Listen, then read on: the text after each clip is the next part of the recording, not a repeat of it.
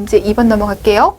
자, 고혈압 대부분은 원인이 알려지지 않은 본튼성 고혈압과 특정 원인에 의해서 혈압이 상승하는 속발성 고혈압으로 분류됩니다. 다음은 속발성 고혈압에 대한 내용입니다. 괄호 안에 기억부터 비읍에 해당하는 내용을 차례대로 쓰시오라고 되어 있어요.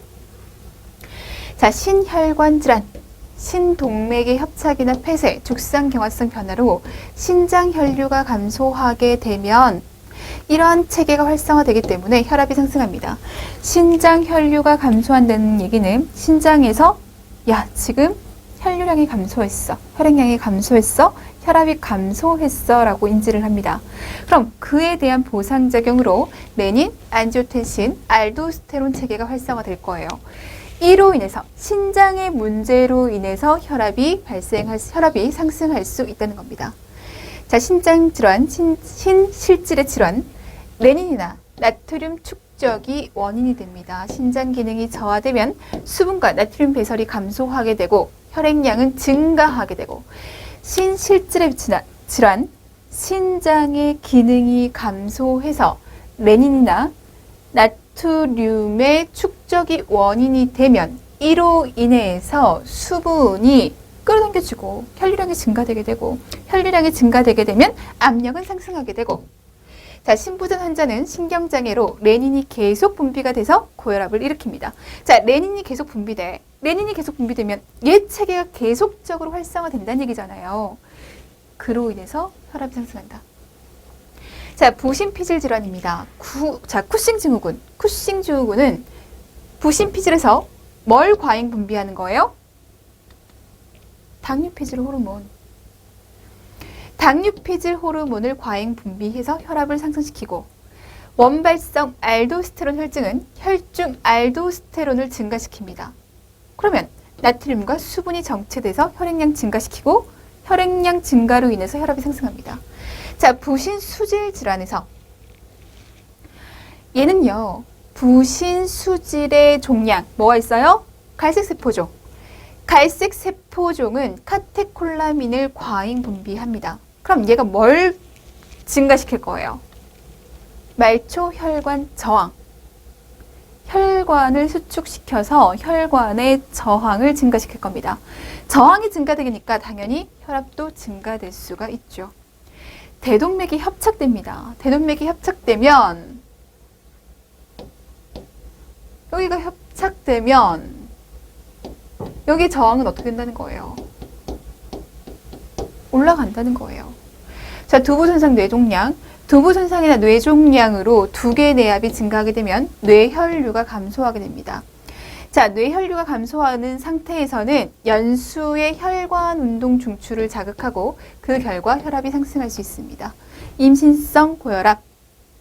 원인은 알려져 있지 않지만 전반적으로 혈관 경련 요인이라고 보고 있고 약물, 에스트로겐, 당류피질 호르몬, 염류피질 호르몬, 교감신경 자극제, 적혈구 조혈 호르몬 등이 2차성 고혈압을 일으킨다.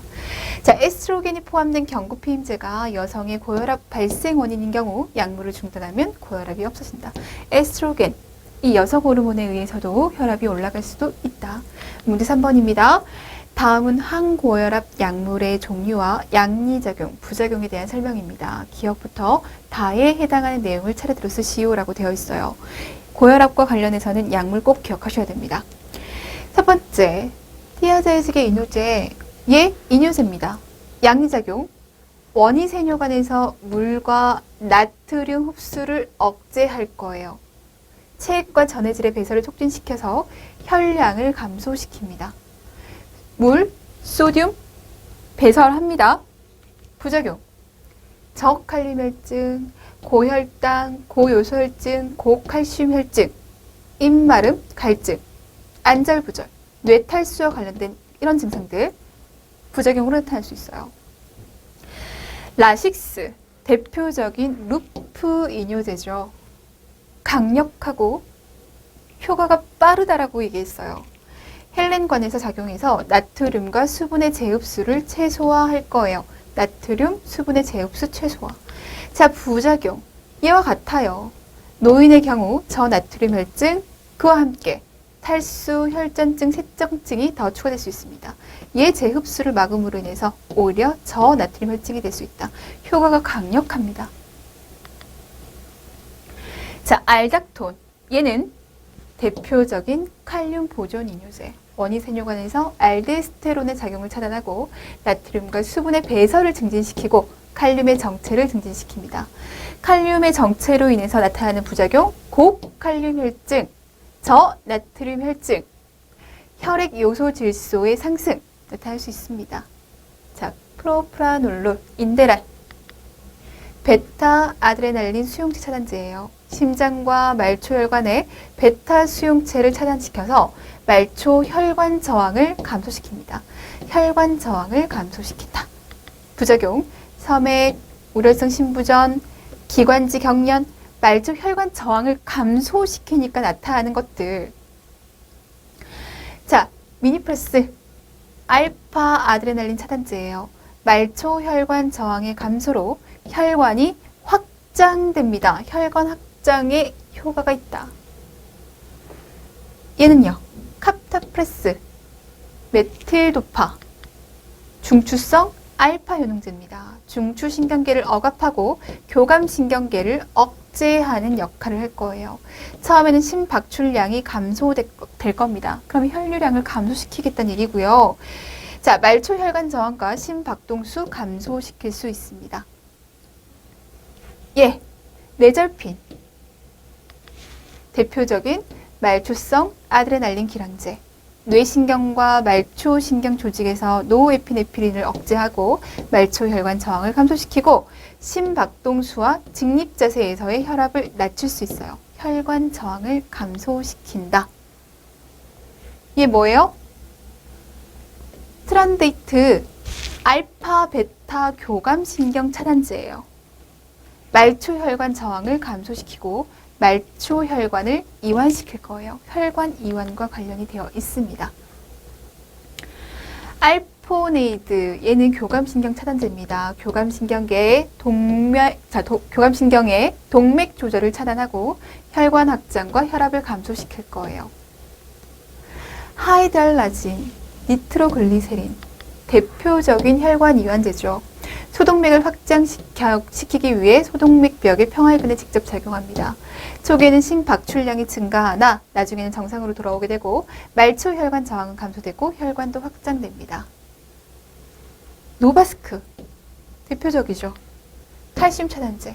평활근 세포로 가는 칼슘의 입구를 차단하고 칼슘의 세포 내 유리를 방해할 수 있습니다. 말초 혈관 저항을 떨어뜨림으로써 소동맥의 확장을 초래할 수 있어요.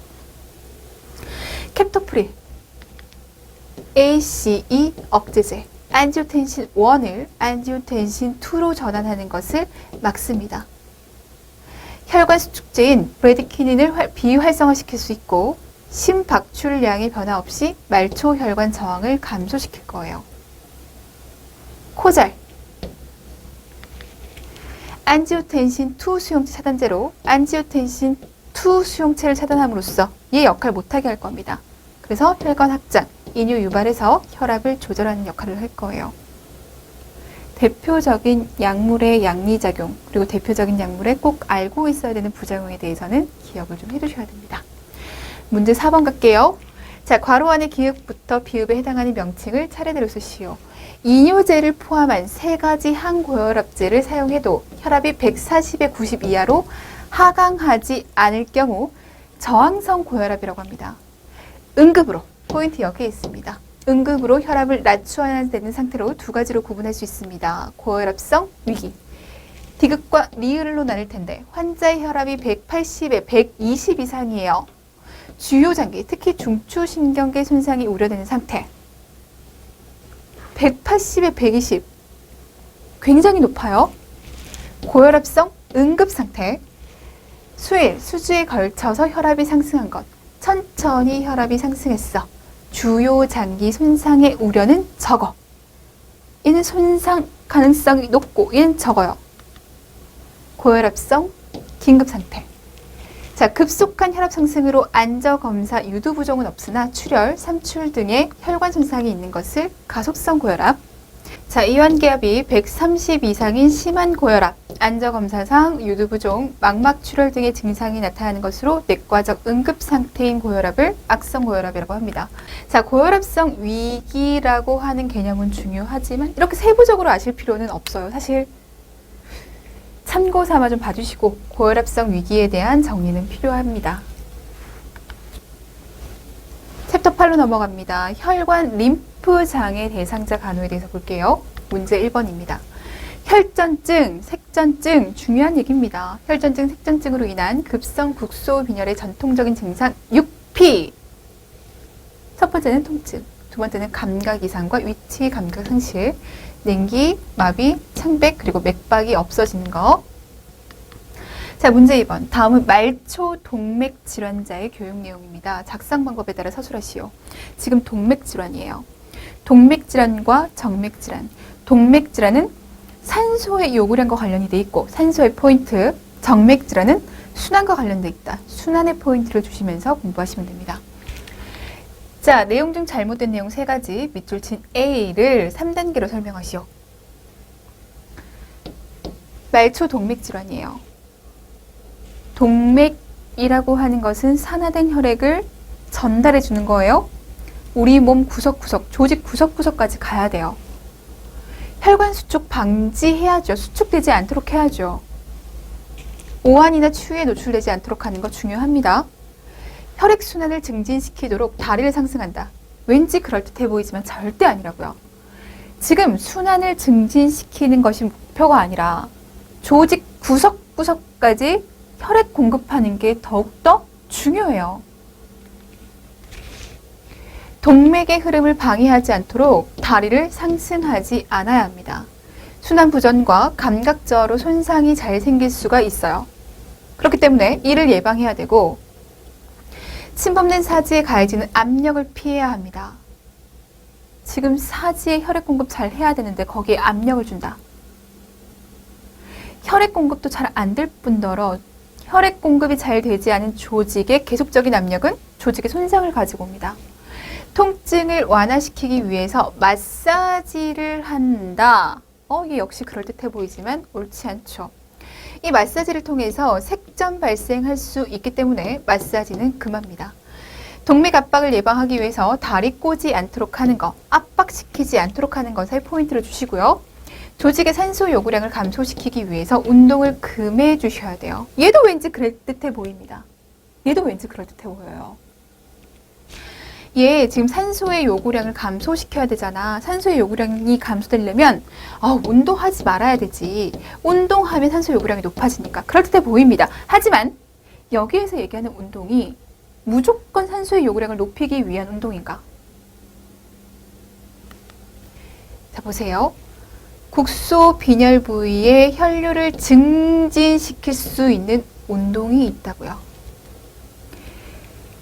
산소의 요구량을 채워줄 수 있도록 혈류를 증진시켜줘야 돼요. 혈류를 증진시켜줄 수 있는 운동. 대표적인 거 뭐 있어요? 버거 알렌 운동이 있습니다. 자, 3단계로 설명하라고 얘기를 했어요. 발을 발판이나 의자 위에 30초에서 3분간 올리고 편한 자세로 앉고 그런 후 발을 양쪽으로 돌리고 발가락을 구부렸다가 올렸다 하는 운동을 3분 동안 합니다. 이때 발은 완전히 붉은색이 되어야 하고 혈류를 증진시킨 거죠. 만일 발이 청색을 띠거나 통증이 있으면 올린 후 있게 한다. 담요를 덮어 발을 따뜻하게 하고 1에서 5분 정도 누워있는다. 이 운동을 한 번에 6회씩 하루 4번 정도 시행합니다. 자, 순환부전, 조직의 산소화 산화 감소, 피부 감염의 위험성이 높을 때 매일 피부를 관찰하고 청결을 유지할 수 있도록 해야 됩니다.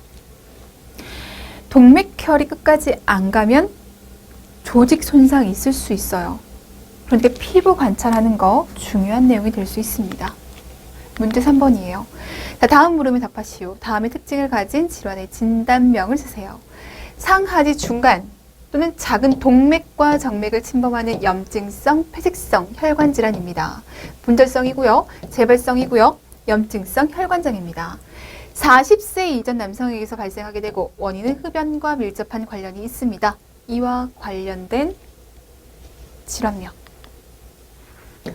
버거시병이라고 하는 폐색성 혈전혈관염입니다. 혈전혈관염, 보통 버거시병이라고 얘기를 하죠. 폐색성입니다. 혈관염이에요. 동맥, 정맥 모두 다 침범할 수 있지만 대부분 동맥을 침범할 겁니다. 자, 동맥을 침범해서 동맥을 막았어요. 그럼 조직에 산소 공급 안 됩니다. 어떤 일이 벌어질지 예상 가능하실 겁니다. 자, 일회질환, 버거시병의 세 가지 주증상. 첫 번째는 사지의 파행증. 운동을 하면 할수록 그 부위는 아픕니다. 레이노 현상, 표제 정맥의 이동성 혈전 정맥염이 나타날 수 있어요. 자, 다음은 폐색성 혈전혈관염에 대한 신문 기사 내용입니다. 다음을 읽고 작성 방법에 따라 서술하시오. 버거시병에 대해서 얘기를 합니다. 자, 괄호 안에 기억, 니은, 뒷글, 리을에 해당하는 내용을 차례대로 쓰시오. 자료 내용 중 잘못된 내용 두 가지를 찾아 바르게 고쳐 쓰시오. 자, 손발 썩는 무서운 버거시병, 흡연자들 특히 주의. 자, 혈전맥관염, 폐색성 혈전맥관염이란 폐색성 혈전맥관염은 1908년 버거시가 처음으로 기술하였기 때문에 버거시병이라고 명명하며 최근 우리나라에서 발병률이 높아지고 있습니다. 이 병은 동맥이나 정맥이 어떠한 원인으로 뭘 형성하고 혈전 형성하고 혈전맥관염이에요. 혈전 형성하고 비환원성인 동맥염, 정맥염을 형성하고 혈전이 원인이 돼서 동맥염, 정맥염을 형성하고 혈관을 폐색시킵니다. 그래서 폐색성 혈전 맥관염이 되는 거예요.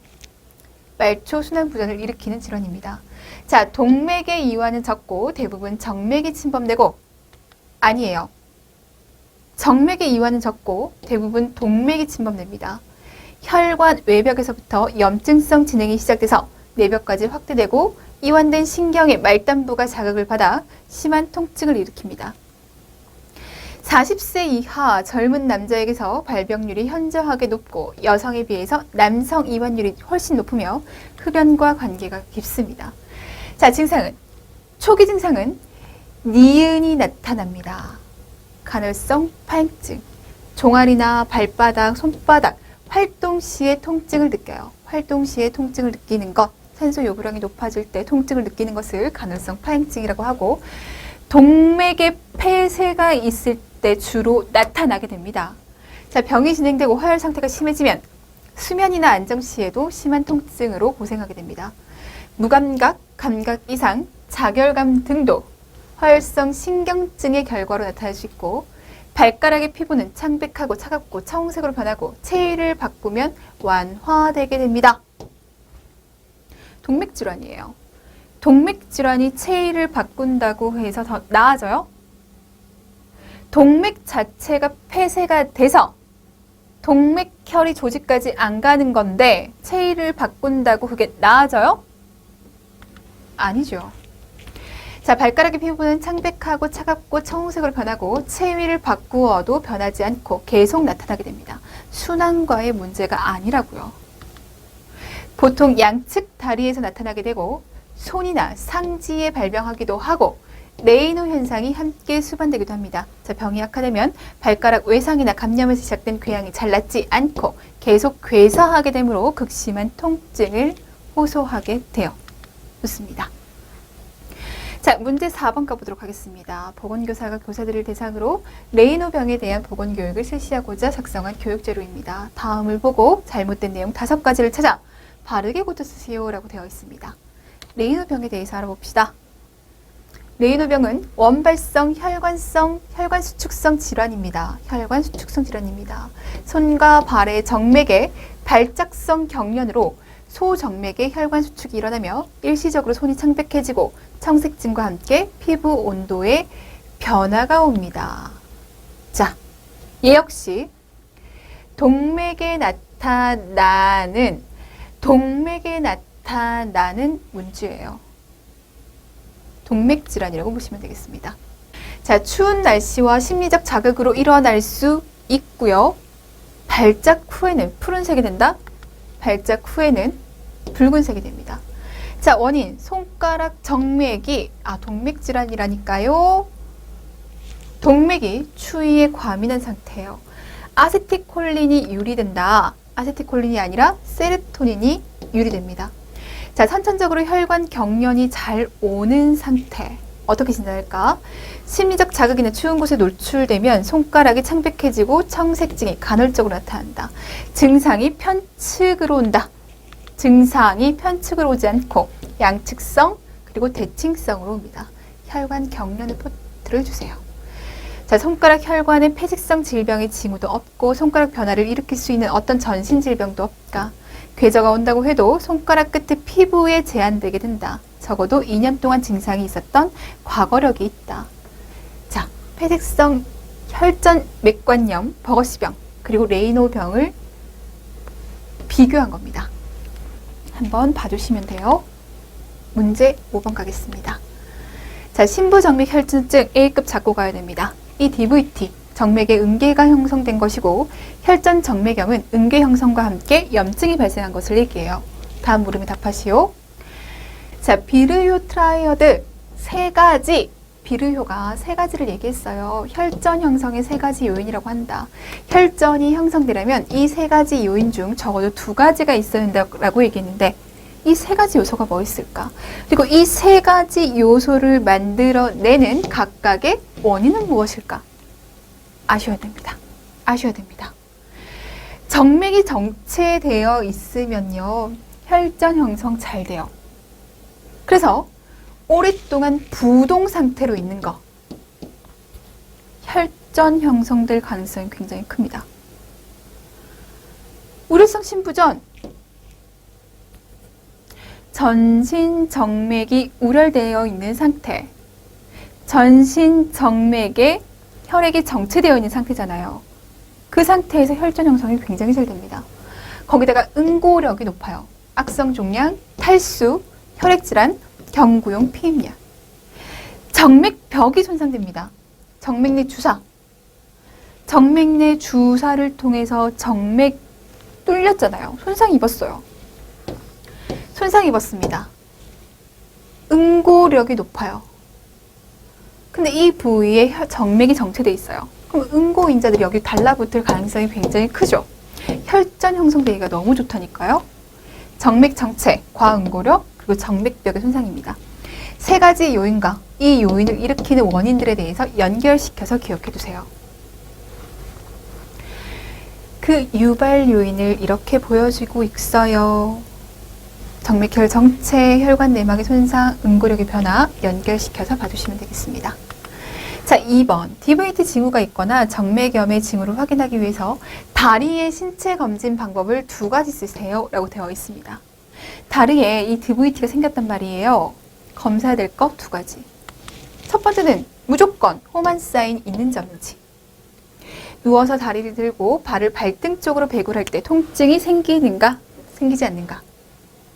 장단지에 통증이 생기는가, 생기지 않는가를 확인한다. 그리고 하나는요. 양쪽 다리의 크기와 온도와 색깔 등을 확인할 겁니다.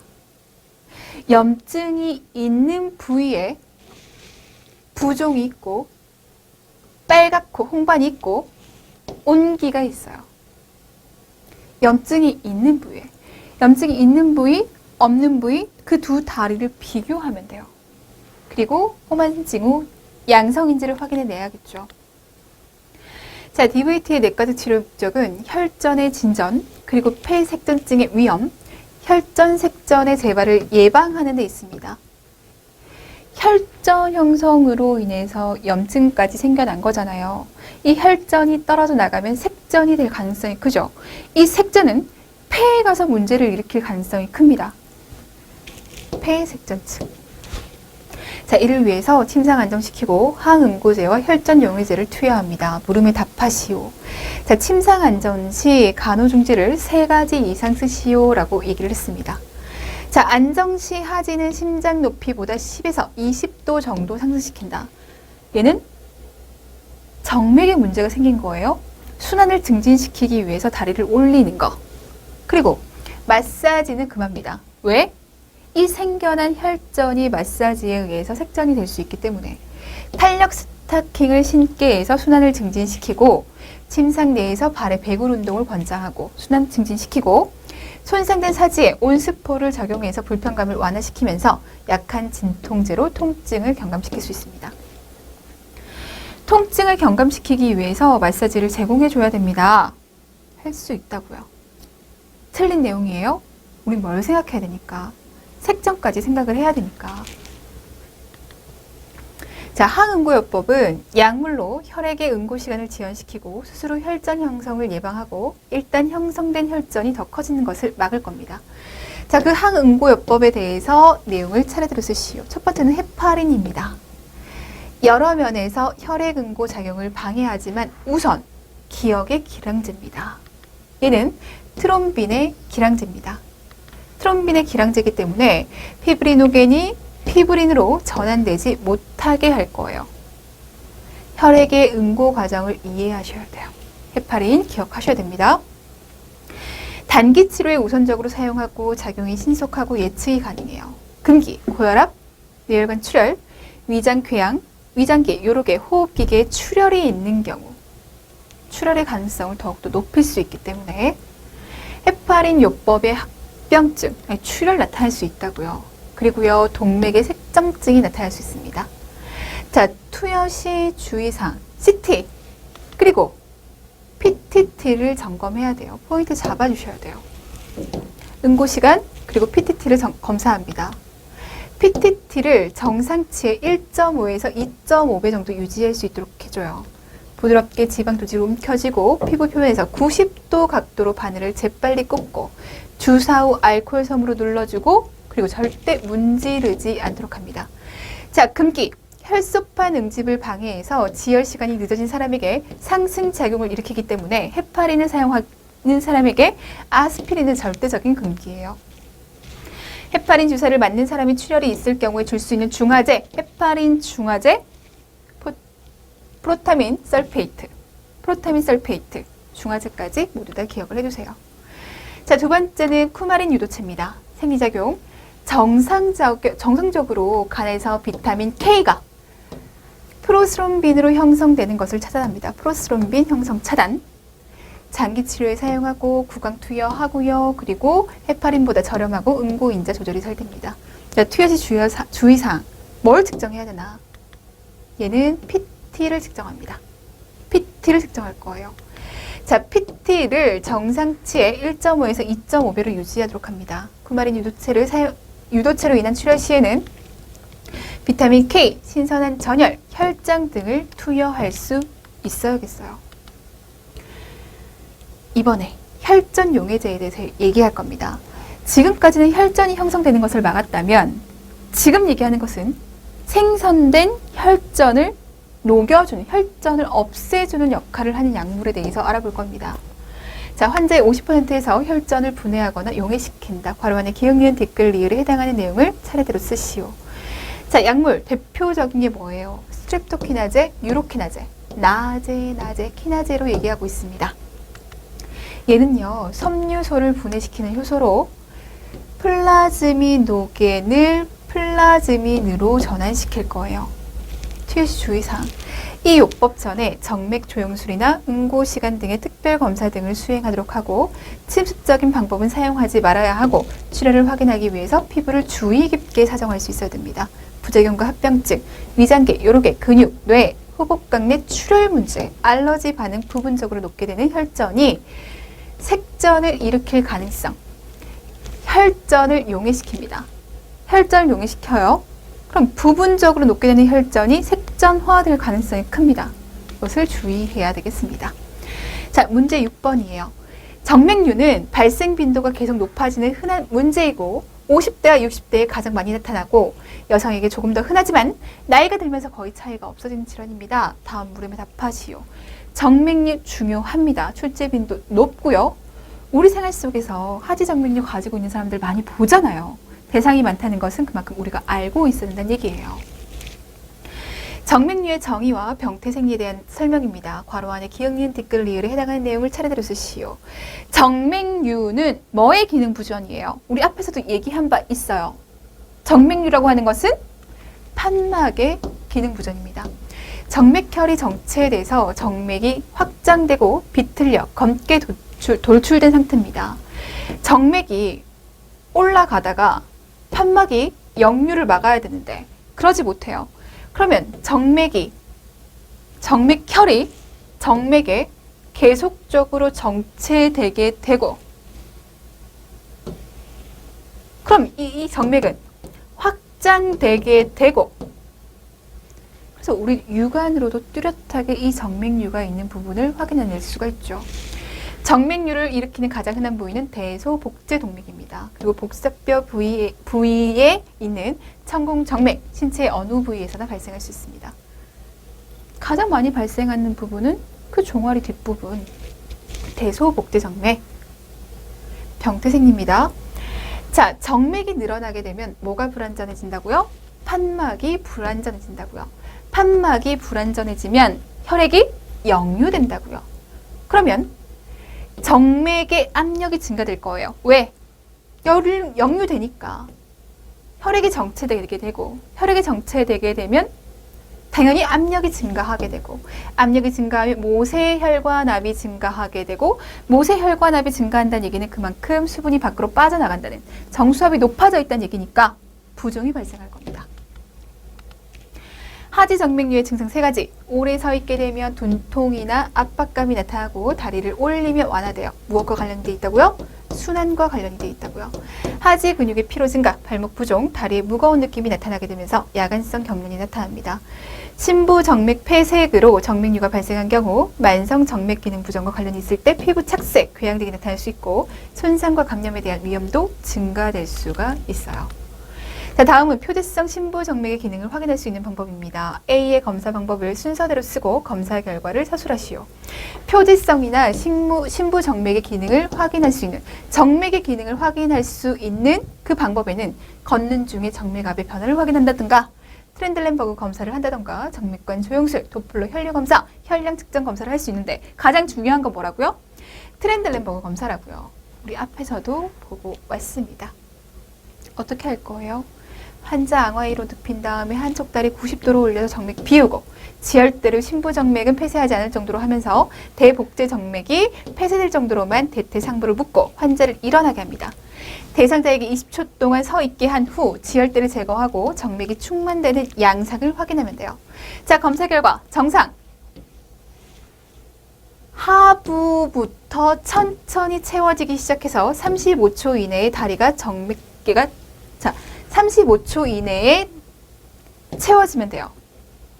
판막 기능의 부전이라면 환자가 일어났을 때 표피정맥이 빠르게, 그것도 위에서부터 채워질 거예요. 그림, 요 그림입니다. 누워서 90도로 들어. 그럼 정맥이 비워질 거 아니에요. 지혈대 묶어. 일어나. 풀어. 혈액이 어떻게 채워지는지를 봐. 정상이라면 아래쪽부터 천천히 한 35초. 판막의 기능 부전이 있다면 위쪽부터 빠르게 채워질 거야. 이렇게 얘기하는 것. 뭘 보기 위한 검사? 판막의 기능을 보기 위한 검사. 트렌들렌버그입니다. 자, 하지정맥류를 예방하기 위한 교육 내용 5가지 이상을 쓰시오. 정맥압을 상승시키면 돼요, 안 돼요? 안 돼요. 순환을 증진시켜야 되겠죠. 오랫동안 앉아서 하는 일 가급적 피하기. 앉아있더라도 가급적 다리 꼬지 않기. 순환. 너무 오래 서 있지 않고 장시간 서 있는 경우 매 2분에서 3분마다 교대로 한쪽 다리 올렸다 내렸다 하는 운동하는 것. 운동하라고요. 적정 체중 유지하는 것이 좋고, 비만한 사람은 체중을 줄이는 것이 좋고, 허리, 엉덩이, 허벅지 부위가 너무 조이는 옷 매일 피하도록 하고, 규칙적인 운동은 매우 좋고, 얘기했어요. 정맥이, 하지의 정맥이 잘 귀환하기 위해서는 근육의 움직임이 중요하다고요. 그래서 운동이 중요합니다. 규칙적인 운동 매우 좋고, 특히 가볍게 걷는 운동이나 수영은 다리의 근력과 정맥벽을 강화하고 수시로 다리를 들어 올려주거나 자주 다리를 구부리거나 펴거나 돌리거나 운동을 하는 것이 정맥혈의 순환을 도와줍니다. 자, 윗몸 일으키기, 무거운 것을 드는 것, 변비, 몸에 꼭 끼는 것, 이거 좋아요, 안 좋아요? 안 좋아요. 왜?